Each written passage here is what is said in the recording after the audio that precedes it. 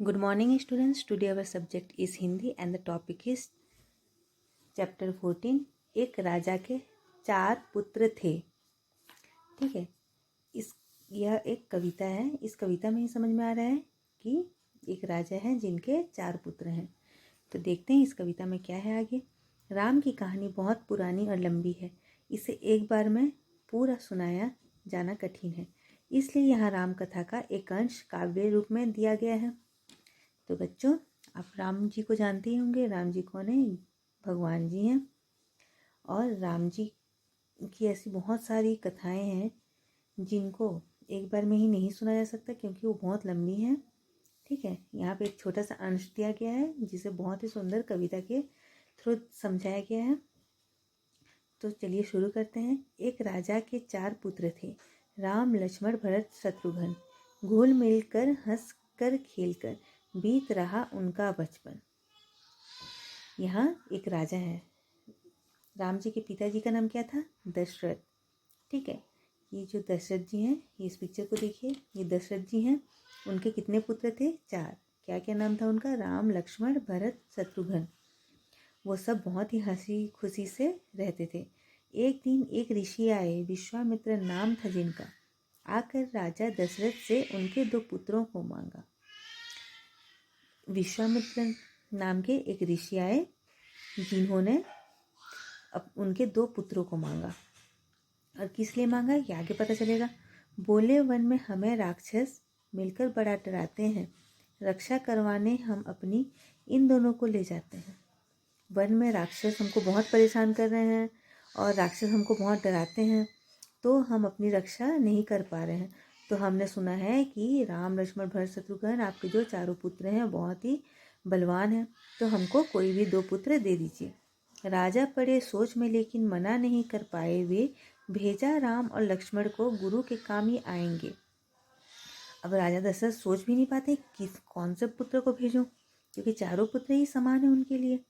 लेकिन फिर वो सोचते हैं कि राम और लक्ष्मण को ही भेज देता हूँ और ये गुरु के काम आएंगे. दोनों बालक बड़े तेजस्वी, वीर धनुष धारण करते. जो कोई यज्ञ में उद्यम डालता उसका था वे वध करते.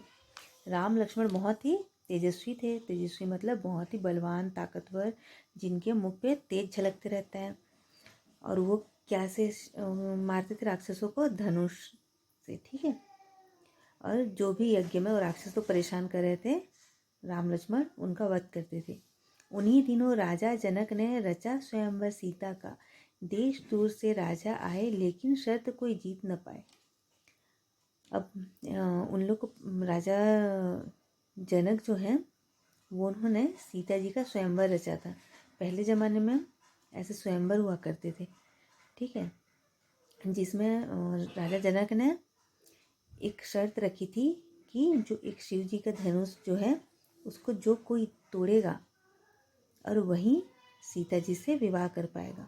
आप लोगों ने टीवी वगैरह में देखा होगा, रामायण में शिव जी का धनुष बहुत ही भव्य था, बहुत ही सुंदर, आकर्षक था, लेकिन उसको कोई भी नहीं उठा सकता था. कोई भी आम इंसान नहीं उठा सकता था. ठीक है. क्योंकि उसमें वरदान हुआ रहता है कि इस धनुष को ऐसा ही इंसान उठा सकता है जो बहुत ही ज़्यादा ताकतवर हो. अब राजा जनक ने तो ये शर्त रख दी कि सीता का विवाह उसी से करेंगे जो धनुष को तोड़ लेगा. लेकिन बहुत से राजा महाराजा कोशिश करके देखते हैं लेकिन कोई भी वो धनुष को नहीं तोड़ पाते हैं. स्वयंवर का धनुष था भारी, हर राजा ने हिम्मत हारी, पर राम ने उसे उठाया, सीता से विवाह करवाया. तो बहुत सारे राजा ने उसको उठा के देखा, अपनी पूरी शक्ति लगा दी, ताकत लगा दी, पर कोई उस धनुष को हिला तक नहीं पाते हैं. आखिर में राम जी ने उस धनुष को उठा के तोड़ा और सीता जी से विवाह किया. राम कथा यह बहुत बड़ी है, धीरे धीरे इसको पढ़ना, यह बहुत कुछ सिखलाएगी, इसे जानकर आगे बढ़ना. राम जी की कथा ना बहुत ही अच्छी है.